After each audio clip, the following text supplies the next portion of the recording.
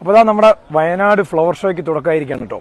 അതായത് agri horticulture സൊസൈറ്റിയും സ്നേഹ ഇവൻസും ചേർന്നൊരുക്കുന്ന Wayanad flower show. ഇത് വയനാടിൻ്റെ വലിയൊരു ഉത്സവമാണ്. നമുക്കറിയാം 39 വർഷമായി തുടരുകയാണ് ഈ പുഷ്പോത്സവം.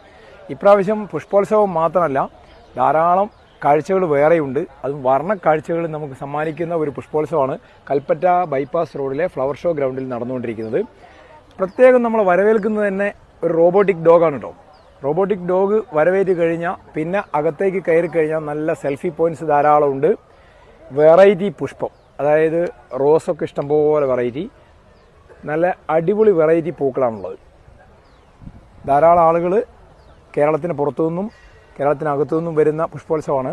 കഴിഞ്ഞ തവണയൊക്കെ ലക്ഷക്കണക്കിന് ആൾക്കാരാണ് ഈ പുഷ്പോത്സവം കാണാൻ എത്തിയത്. ഇത്തവണയും കൂടുതൽ ആൾക്കാരെത്തും എന്നുള്ളൊരു പ്രതീക്ഷയാണ് സംഘാടകർക്കുള്ളത്. ഇന്നാണ് എൻ്റെ ഉദ്ഘാടനം നടന്നത്. ഗംഭീര വിളംബര ഘോഷയാത്രയോടുകൂടിയായിരുന്നു ഉദ്ഘാടന ചടങ്ങുകളൊക്കെ നടന്നത്. പിന്നെ റോബോട്ടിക് ഡോഗ് മാത്രമല്ല കേട്ടോ, റോബോട്ടിക് ഗേൾ ഉണ്ട്. പിന്നെ അമ്യൂസ്മെൻറ്റ് പാർക്ക്, ആകർഷണീയമായ ഒട്ടേറെ കാഴ്ചകളുണ്ട്. എല്ലാവരും വരിക. ഫുഡ് പാർക്കുണ്ട്, ഫുഡ് കോർട്ടുണ്ട്, അതുപോലെ തന്നെ ഫർണിച്ചർ ഫെസ്റ്റ് ഉണ്ട്, പായസമേളയുണ്ട്. അങ്ങനെ ഇനി പറയാനുള്ള കുറേ ഐറ്റംസ് ഉണ്ട്. എല്ലാം നിങ്ങൾ വരിക, കാണുക, ആസ്വദിക്കുക.